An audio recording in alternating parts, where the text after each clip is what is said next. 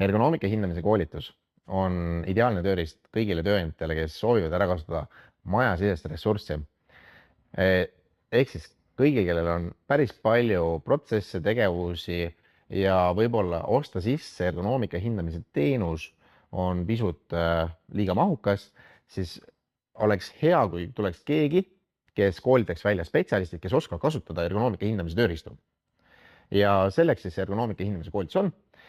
Ja meie siis spetsialist annabki siis ülevaate, mida üldse ergonoomika tähendab, mis on need peamised füsioloogilised ohutegurid, kuidas mingi asi keha mõjutab, mis on need loomupärased asendid, mis siis peaks olema see ideaalne siis inimese vaatest. Ja kasutame siis näiteks rula meetodid, mis on mõeldud ülakeha jaoks ja kasutame reba, mis on mõeldud siis kogu keha jaoks. Need on siis hindamismeetodid, mis siis jäävad teie spetsialistile, kellega koos tegelikult tehakse läbi ideaalis ka ühishindamine siis näiteks päris töökeskkonnas. Ja seejärel jäävad need tööriistad talle ja ta saab neid igapäevaelus kasutada, rakendada. Kui see on miskit, mis on teie ettevõttes täiesti teemaks, siis võtke meiega ühendust info@prods.ee ja me võtame teiega juba ise ühendust.